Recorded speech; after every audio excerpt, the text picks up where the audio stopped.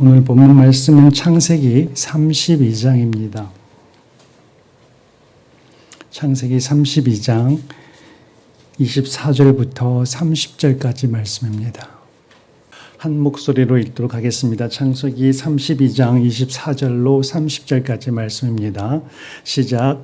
야곱은 홀로 남았더니 어떤 사람이 날이 새도록 야곱과 씨름하다가 자기가 야곱을 이기지 못함을 보고 그가 야곱의 허벅지 관절을 치매 야곱의 허벅지 관절이 그 사람과 씨름할 때 어긋났더라.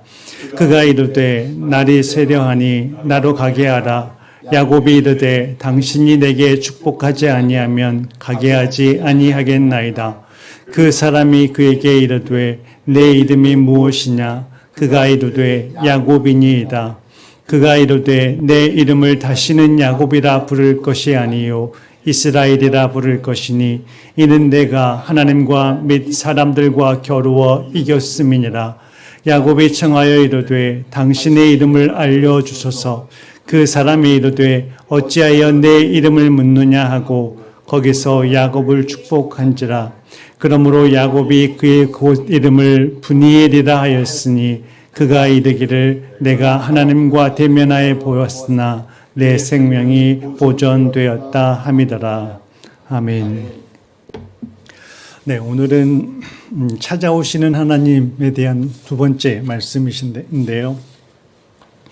우리가 지난 시간에 살펴보았던 것처럼 구약의 인물 중에 가장 중요한 사람 중에 한 사람이 누구냐고 했을 때 많은 이들이 야곱을 꼽습니다.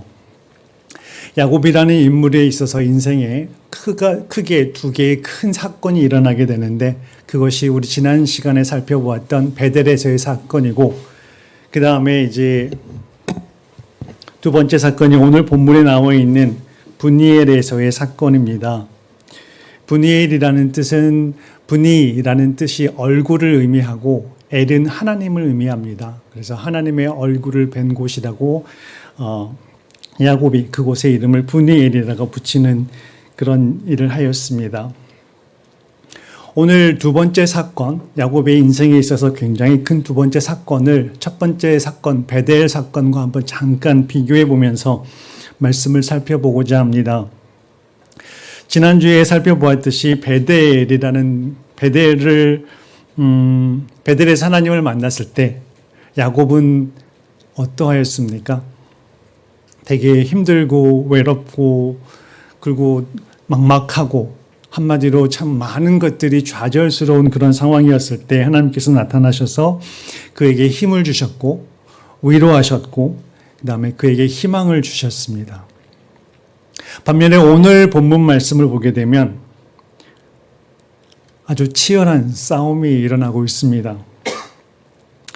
예수님과 하나님과 야곱이 씨름을 하고 있고 하나님께서는 나중에 그의 환도뼈, 허벅지하고 엉덩이를 연결해주는 그 부분인데 그 부분을 치시는 그러한 일을 하시게 됩니다. 그렇다면 왜 하나님께서는 야곱을 찾아가셔서 이렇게 그와 씨름을 하셨는지 그 말씀을 한번 찾아보고자 합니다. 그 말씀에 대한 본격적인 내용은 본론에 들어가서 살펴보겠지만 오늘 본문 지금에서는 한 가지만 살펴보도록 하겠습니다. 여러분이 기억하시듯이 20년 전에 야곱이 베델에서 예수님을 만났을 때 그의 상황은 어떠하였습니까? 그는 홀연단신으로 아무도 없이 그냥 홀로 나왔었고 또한 그는 유숙하였다고 했었죠. 자기 겉옷을 이불 삼아 잠을 잘 정도로 아무것도 없이 빈손으로 나온 상황이었습니다. 그런데 20년이 지난 후는 그는 자기 혼자만 있는 것이 아니라 아내가 넷이요, 아들도 이스마엘, 베냐민은 나중에 이제 태어나겠지만 아무튼 11명의 아들이 있었고 또한 디나라고 하는 딸까지 해서 대가족을 이루고 있었습니다. 뿐만 아니라 그가 빈손이었었는데 그가 20년이 지난 후에 올 때는 거부가 되어서 오게 됩니다. 자, 이러한 상황에 있어서 하나님께서는 베델에서 야곱에게 하셨던 그 말씀 하나가 이제 더 약속을 지키기 위한 것이 남아 있었고, 야곱에게도 하나가 남아 있었는데, 그 하나는 하나님께서는 야곱에게 내가 평안히 돌아오게 하겠다라는 약속을 하셨고, 야곱은 만약 하나님께서 나로 하여금 평안하게 돌아오게 하시면 하나님이 나의 하나님, 나의 주, 할아버지나 아버지의 하나님이 아니라 나의 주, 나의 하나님으로 제가 모시고 살겠습니다라는 그러한 약속을 하였습니다. 그래서 이 약속을 성취하시기 위해서 하나님께서는 야곱을 향하여 찾아가셨고, 그리고 하나님의 때에 하나님께서는 야곱에게 이제는 고향으로 돌아가라고 말씀을 하시게 됩니다. 그래서 이제 야곱은 하나님의 말씀을 따라 20년이 지난 후에 고향을 향해 떠나가게 됩니다. 20년 동안 그는 외삼촌 라반의 집에서 살았고, 그 집에 있으면서 참으로 많은 일들을 겪었습니다. 그런데 그가 나올 때도 마치 도망하듯이 몰래 나오게 되는데요. 하나님께서는 몰래 도망 나온 야곱을 뒤쫓아오던 라반 외삼촌에게 찾아가셔서 그에게 선악간에 가타부터 아무 말도 하지 말고 그냥 그를 보내주라고 말씀을 하십니다. 그러시면서 20년 동안에 있었던 그들의 삶을 화친 조약을 맺음으로 인하여서 마무리를 짓게 됩니다.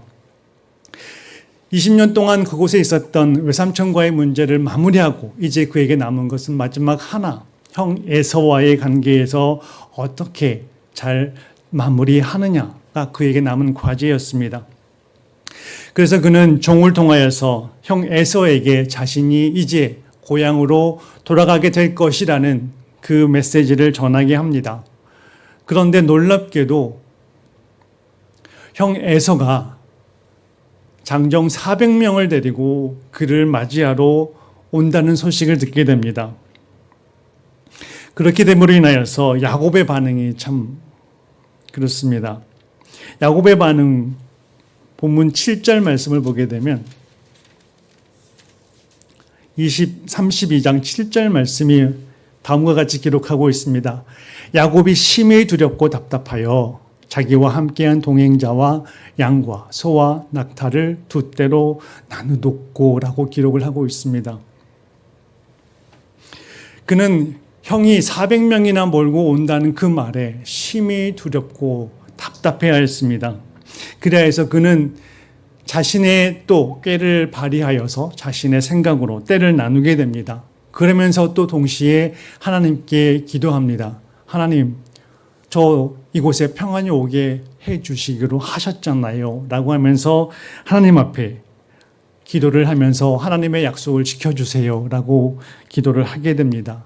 그러고 나서 기도가 끝나자마자 또 그는 형 마음을 달래기 위해서 좋은 살찐 소들을 분리하면서 예물을 준비하게 됩니다. 그렇게 그는 자신이 할 수 있는 최선의 것을 다한 후에 이제 남게 되었는데, 그럼에도 불구하고 그는 그의 걱정이 사라지지 않았습니다. 그래서 가족들을 모두 강을 건너게 하고 혼자서 남아 고민을 하게 됩니다. 그가 고민하고 있었던 것은 형과 어떻게 화해를 할 것인가라는 것이었습니다. 이때에 하나님께서 이제 야곱을 찾아가시게 됩니다. 야곱을 찾아가신 하나님께서는 왜 야곱을 찾아가셨을까에 대한 본론적인 그런 내용을 살펴보도록 하겠습니다. 첫 번째는 아까 우리 대식이 형제가 찬양 인도하고 기도했던 것처럼 인간은 하나님 앞에 죄를 지음으로 인하여서 인간 스스로 혼자의 힘으로 하나님 앞에 나아가거나 찾아가거나 만나거나 알 수가 없는 그러한 존재들입니다. 한마디로 인간은 죄로 인하여서 영적 무지에 빠져 있는 그런 존재들입니다. 그래서 하나님께서 하나님이 직접 커튼을 열어서 보여주시지 않는 이상 우리 인간은 하나님 앞에 나아갈 수도 없고 하나님을 찾을 수도 없는 그러한 존재들이기 때문에 하나님께서는 야곱에게 먼저 찾아가셨습니다. 하나님에게서 우리 인간들은 어떤 존재일까요? 하나님에게 인간은 하나님의 형상을 지닌 존귀한 영적인 존재들입니다. 뿐만 아니라 하나님께서는 그 인간들과 영원한 관계를 맺으며 살아가시기 위하여서 그들을 창조하신 것입니다. 그리고 그들로 하여금 그리스도를 닮는 그러한 존재가 되게 하시기 위하여서 그들을 창조하셨고, 뿐만 아니라 하나님께서는 그들을 창조하실 때 그들의 영혼이 멸하지 않는 그러한 존재, 영적인 존재로 그들을 창조하셨습니다. 이처럼 인간은 하나님에게 있어서 참으로 귀하고 존귀한 하나님의 영적인 피조물들이요, 영적인 존재들입니다. 이런 하나님의 귀한 자녀들을 하나님께서는 그냥 죄를 지었다고 내버려 두실 수가 없으셨습니다. 그래서 그들을 사랑하시고 그들에게 영생을 주시기 위하여서, 그리고 그들과 함께 하시기 위하여서 하나님께서는 인간과의 관계를 회복하시기 위하여서 최선을 다하시게 됩니다.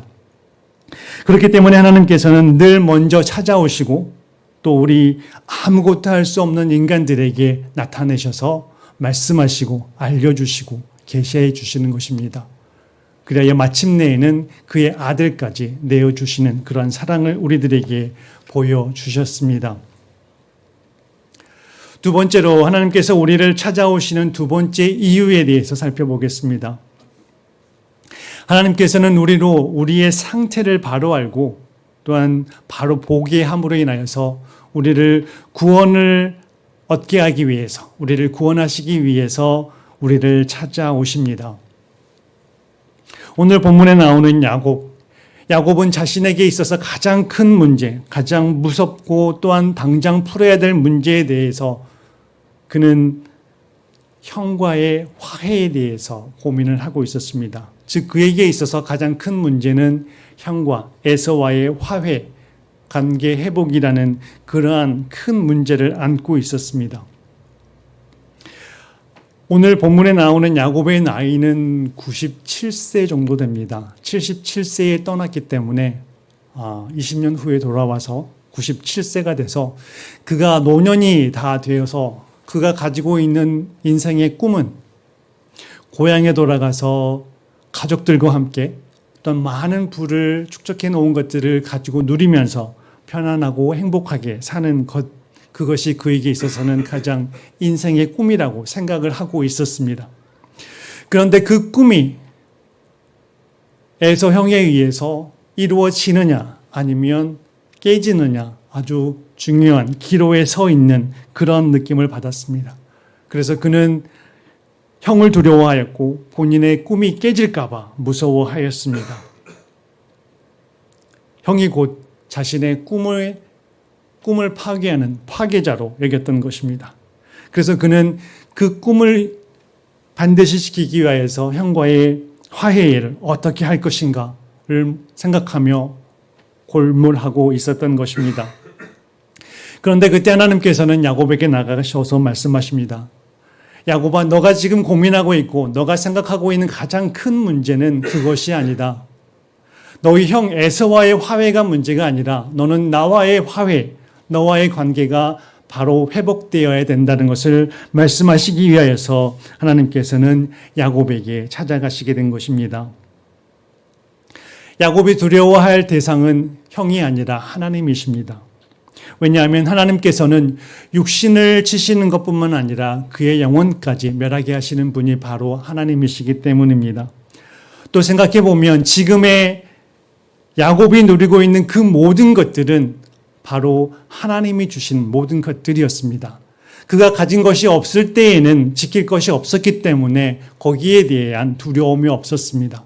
그런데 지금 그가 많은 것을 누리고 있고 가지고 있다 보니 그에게는 그것을 지켜야 되는데 어떻게 지킬까 하는 그러한 두려움이 그 안에 있었던 것입니다.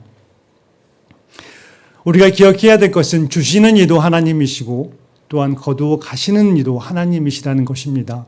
그런데 야곱의 머릿속에는 하나님이 아직 그의 주인이 되지 않은 상태에 있는 것이었습니다. 그래서 하나님께서는 먼저 너가 화해해야 할 대상은 형 에서가 아니라 나와의 관계이다. 그리고 너가 만약 나와의 관계에서 화해하거나 회복하지 아니하게 된다면 너의 영혼은 저주를 받을 것이고 영벌에 벌하게 될 것이고 지옥에서 멸망의 길을 가고 말 것이다. 사람이란 혼자 태어나듯이 또한 혼자 죽을 것이고 또 혼자 하나님 앞에 서게 될 것이다.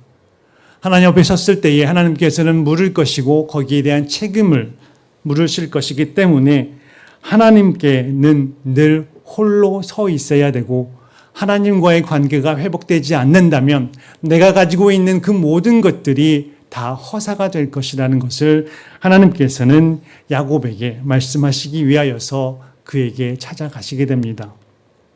그래서 하나님은 너의 문제는 형 에서와의 화해의 문제가 아니라 나 하나님과의 화해가 먼저임을 기억하고 너가 이 땅에 있는 그 많은 것들을 누리며 사는 것으로 만족해하고 인생의 목표로 삼을 것이 아니라 너의 영혼이 먼저 구원을 받아야 된다는 영혼 구원이 먼저 우선임을 그에게 알리시기 위하여서 하나님께서는 그에게 친히 찾아가셨습니다. 세 번째로 하나님께서 왜 야곱에게 찾아가셨을까에 대한 내용인데요. 세 번째로 살펴볼 것은 하나님께서 전적인 주권으로 택하신 야곱에게 너는 어떠한 존재이고 또한 너가 감당해야 될 사명이 무엇인지를 제대로 알려주시고 재확인시켜 주시기 위하여서 하나님께서는 야곱이 홀로 있을 때에 그에게 찾아가셨습니다. 우리가 알다시피 하나님께서는 하나님의 뜻을 이루기 위하여서 미리 태중에서부터 야곱에 대한 예언의 말씀을 주셨습니다. 그리고 야곱은 그 말씀을 부모님에게 들었고 또한 그 말씀을 또한 베델에서 경험하면서 그것을 알게 되었습니다. 그렇기 때문에 그는 목숨을 걸고 장자권을 취하리라 하였고 아버지께서 장자에게 주시는 그 축복권까지 형과 아버지를 속여가면서 취하려고 하였던 것입니다. 그런 그에게 하나님께서는 그의 잘못에 대해 이런 반구 뭐라고 하시지 아니하시고 그를 베델에서 인정하시면서 오히려 너가 언약의 후사이심을 합법적으로 인정해 주시는 그러한 인정과 동시에 약속까지 하시게 됩니다. 하나님께서는 인류에 대한 큰 구원의 계획을 가지고 계셨습니다. 그래서 하나님께서는 우리 인류의 역사를 영어로 history 하잖아요. his story, 그의 이야기를 시작하시기 위해서 하나님께서는 아브라함을 택하셨고 또한 그를 시작으로 하여서 이삭 그리고 야곱의 계대까지 이어가는 그러한 언약의 약속을 하시면서 구원의 계획을 이루어 가시는 역사의 일들을 감당하시게 되는데요. 하나님께서는 아브라함과 언약을 맺으시면서 말씀하셨고 그 다음에 이삭과 언약을 맺으시면서 말씀을 하셨고 그리고 야곱까지 나아가면서 언약의 약속을 하셨습니다. 그리하여서 그 민족을 택하여서 땅도 주고 또 많은 이들로 하여금 하늘의 별처럼 번성하게 할 뿐만 아니라 그들로 하여금 복의 근원이 되게 하심으로 인하여서 열방을 향한 하나님의 구원의 역사를 감당하는 데 있어서 장자의 역할을 할 수 있도록 하시겠다는 큰 그림을 가지고 계셨습니다. 이를 위해서 하나님께서는 야곱을 선택하셨고 그를 지금까지 지켜오시고 또한 오늘 본문에 나온 것처럼 그를 향하여 찾아가신 것입니다. 그로 하여금 메시아, 세상을 구원한 구주의 조상으로 삼기 위한 원대한 꿈을 가지고 계신 그런 하나님이셨고 또 그 꿈을 완성하는 데 있어서 야곱이 그 중간에 서 있는 아주 존귀한 사명을 감당한 그러한 존재였습니다. 그래서 하나님께서는 그에게 그가 어떠한 존재이고 또는 어떠한 사명을 감당해야 되는지에 대해서 알려주기 위하여서 그가 혼자 골몰이 형 에서하고 어떻게 화해할 것인가를 고민하고 있는 그 순간에 찾아가신 것입니다. 이러한 크고 위대한 꿈을 가지고 있지만 아직까지 정신을 차리지 못한 야곱을 향하여 하나님께서 나아가서 말씀하십니다. 저는 이 본문 말씀에 나와 있는 야곱의 모습을 보면서 제자 훈련하셨던 오카는 목사님이 하신 말씀이 기억이 났습니다. 그분의 경험에 의하면 제자 훈련하면서 많은 사람들을 겪어보았는데 50대가 되면 웬만해서는 전도도 안 되고 회심도 잘 안 하고 그런다고 하시면서 참 나이 먹은 사람들을 전도한다는 게 참 불가능하다 할 정도로 말씀하셨던 그런 말씀이 기억이 났습니다. 야곱의 모습이 그런 모습이 아닌가 싶습니다. 지금 야곱의 나이는 97세라고 와 있는데 그가 죽은 나이는 147세였습니다. 그래서 그가 산 그 횟수를 보게 되면 약 3분의 1 정도 남겨져 있는 상황이고 오늘날 우리가 100세 시대에서 카운트를 하게 된다면 그는 지금 오늘날의 모습으로 한다면 70세 노년의 그런 모습이 아닐까 하는 생각을 하게 되는데요. 70세가 됐으니 더 아마 자신의 생각이나 꿈, 계획 이런 것들을 내려놓지가 쉽지는 않았을 것입니다. 더더군다나 그는 이제 나이가 97세가 되었기 때문에 더 이상 무언가를 하면서 수입을 올리는 게 그리 만만치만은 않았을 터인데요. 그러다 보니 그가 생각하고 있는 그 꿈에, 인생의 꿈에 대한 그것은 쉽게 그는 놓을 수가 없었던 것 같습니다. 고향에서 가족들하고 함께 많은 것들을 누리면서 편안하게 사는 그 꿈에 젖어 있을 그때에 하나님께서는 찾아가셨고 그러한 꿈을 가지고 있다 보니 그가 가지고 있는 장자에 대한 언약의 후사에 대한 그런 생각은 그 또한 그 당시에는 전혀 관심이 없는 그러한 상황에 처해 있었던 것입니다. 그래서 하나님께서는 야곱에게 찾아가셨습니다. 완고하고 고집이 세고 또한 세상에 젖어 있고 사명의식도 없는 야곱과 한참을 씨름하시던 하나님께서는 어느 순간 그의 허벅지를 그의 환도뼈를 치시고 떠나시겠다고 하게 되는데요. 이 환도뼈는 이 인간의 몸의 중심부입니다. 즉 하나님께서는 그의 중심부를 치시고 이제 떠나가려고 하시게 됩니다. 이 순간이 되자 야곱이 당황하게 됩니다. 하나님의 단호하심 그리고 하나님의 떠나려 하심에 그는 긴장을 하게 됩니다. 만약에 이 순간에 하나님께서 야곱을 떠나게 된다면 어떻게 될까요? 하나님은 이제 다시 그 구원의 계획을 이루시기 위하여서 행하셔야 됩니다.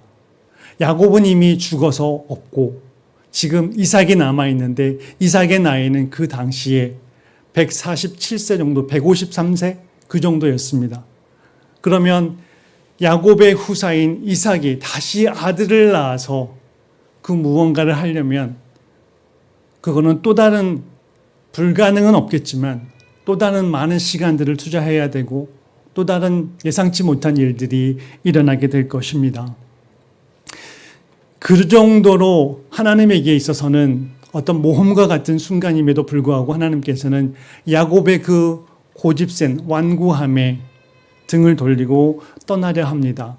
그때 그 순간 야곱이 회심을 하게 됩니다. 회심의 역사가 그에게 일어나게 됩니다. 그가 갑자기 오늘 본문에는 단 한 절로 말씀을 하고 있지만 그 안에는 참으로 많은 일들이 있었을 것입니다. 그동안에 하나님께서 자기에게 보여주신 그 하나님의 사랑, 하나님의 열심, 그리고 자신의 죄에 대해서 생각하게 되고 깨닫게 되고 회개하게 되고 이기적인 모습과 어떠한 것을 성취하기 하기 위해서는 반드시 남을 속여서라도 쟁취하고자 하는 이러한 자신의 죄성, 이 모든 것들을 보게 됨과 동시에 자신을 통하여서 메시아가 나오게 되는 영광스러운 일이 일어날 수도 있다라고 하는 그러한 어렴풋이 확연하게 보지는 못하였지만 그것을 깨닫게 된 야곱은 하나님 앞에 무릎 꿇고 울부짖습니다. 그의 답변 한 문장 안에는 참 많은 것들이 담겨져 있습니다. 그는 그 모든 것들을 깨달은 후에 말씀합니다. 당신이 내게 축복하지 아니하시면 내가 당신을 가게 하지 않겠습니다. 이 문장 안에는 참 많은 것들이 담겨져 있습니다. 하나님, 죄송합니다. 잘못했습니다. 제가 죄인입니다. 제가 장자로서 하나님의 언약의 후사로서 겪어야 되고 감당해야 될 그 모든 것들에 대해서 무관심했고 관심도 없었고 감당할 자격도 없습니다. 뿐만 아니라 여러 가지의 그동안의 자신의 죄의 모습들에 대해서 회개하였을 뿐만 아니라 감사의 기도도 하였을 것입니다. 그러면서 그는 그러한 하나님이 나의 하나님이심을, 주께서 나의 주 되심을 고백하는 그러한 많은 내용들이 이 문장 안에 들어있게 됩니다. 이러한 야곱의 상황, 야곱의 심정, 야곱의 마음을 아시는 하나님께서는 그에게 더 이상 뭐라고 말씀하시지 아니하시고 너의 이름이 무엇이냐라고 묻습니다. 그러자 그가 야곱이라고 답을 하게 되고 하나님께서는 그에게 새로운 이름, 이스라엘이라는 이름을 주시게 됩니다. 이것은 곧 그가 새롭게 변화된 새 사람이 되었다는 하나님의 언약의 표시이기도 합니다. 성경에 보게 되면 이름이 바뀌는 자들이 있지요. 아브람해서 아브라함으로 바뀌는 사람도 있었고요. 예수님의 제자 가운데서는 예수님께서 친히 시몬에게 베드로라는 이름도 주셨고, 또한 우리가 잘 알다시피 사도 신약 성경 하게 되면 사도 바울인데 그의 원래 이름은 사울이었다는 것. 이처럼 새로운 변화된 새 사람이 되었을 때에는 새로운 이름이 성경에는 주어지곤 했습니다. 즉 이 모습을 통하여서 야곱은 자신에게 있어서 가장 큰 문제는 형 에서와 어떻게 화해하여야 하는가에 대해서 고민을 하고 있었었는데 그것이 아니라 진정 중요하고 큰 문제는 하나님과의 화해임을 그는 이 하나님과의 만남을 통하여서 알게 되고 본인이 어떠한 존재이고 어떠한 사명을 감당해야 될 것이고 본인의 후손을 통하여서 예수 그리스도가 나신다는 것을 알게 됨으로 인하여서 크게 변화된 그런 은혜를 누리게 되는 존재가 됩니다. 하나님의 이러한 열심, 하나님의 찾아가심을 통하여서 야곱은 이렇게 새로운 사람이 되었습니다. 저는 종종 야곱의 모습을 보면서 우리 자신의 모습, 내 모습이 아닌가 하는 생각을 많이 하게 됩니다. 한국교회뿐만 아니라 많은 오늘날의 그리스도인들 가운데에서는 종교인으로 살아갈 때가 많습니다. 하나님을 믿고 또한 필요할 때는 기도를 하고 있지만 실질적으로 자신들에게 있어서 애서가 참 많이 있다는 것입니다. 어떤 사람에게 있어서의 애서는 세상에서 성공일 수도 있을 것이고 또한 물질의 복을 누리는 것일 수도 있을 것이고 또한 애들 교육에 대해서 관심을 가지면서 많은 시간과 투자들을 행하면서 살아가는 이들이 많이 있을 것입니다. 그리고 자기 그것을 이루기 위하여서 자기 고집을 꺾지 않고 끝까지 하나님 앞에 버티고 있는 그런 존재들도 있습니다. 그런 자들에게 오늘 우리에게도 하나님께서는 찾아오셔서 먼저 말씀하십니다. 너가 먼저 해야 할 것은 세상에 있는 그 무엇보다 하나님과의 관계를 먼저 회복해야 되고 바른 관계를 형성해야 된다. 너의 영혼의 구원이 우선이다. 너가 만약에 다 많은 것들을 가지고 있다 하더라도 너의 목숨이 오늘 내가 가져간다면 이 모든 것이 누구의 것이 되겠느냐 라고 하시면서 어리석은 부자에 대해서 비유로 말씀하신 예수님의 말씀처럼 우리가 항상 생각해야 될 것, 그것은 하나님과의 바른 관계, 그것을 항상 기억한다는 것이 참으로 중요하다고 오늘 본문 말씀은 우리에게 말씀하십니다. 그리고 하나님께서는 멀리 하늘에만 계시는 분이 아니라 지금 이곳에 우리와 함께 계시는 분이심을 믿으시기 바랍니다. 신약시대를 살아가고 있는 우리에게 예수님께서 이 땅에 오셨고 예수님의 이 땅에 오신 후에 십자가에 못 박혀 돌아가시고 하늘나라로 승천하신 후에 성령님을 우리에게 보내주셨습니다. 구약의 야곱에게 가셨던 그 하나님이 이제는 성령님을 통하여서 우리 안에 내주하시는 역사가 일어나고 있습니다. 성령님께서는 우리를 구원하시고 영원한 길로 인도하시기를 원하시고 또한 하나님의 자녀로서 각자에게 주어주신 그 사명들을 잘 감당하고 본인이 어떠한 존재인지를 깨달아 이 땅에서의 빛과 소금의 역할을 감당하며 이 땅에서 우리가 해야 할 일들을 잘 수행하고 감당하며 살아가기를 원하십니다. 이처럼 늘 찾아오시는 하나님, 그리고 하나님과의 관계를, 우리와의 관계를 늘 친밀하게 하시기를 원하시는 하나님, 그 하나님을 믿고 따라감으로 인하여서 나 혼자 내 힘으로 주어진 사명을 감당하는 것이 아니라 하나님이 주시는 힘과 지혜와 능력으로 그 사명들을 감당해 나가시는 여러분 모두가 되시기를 주님의 이름으로 축원합니다. 기도하시겠습니다.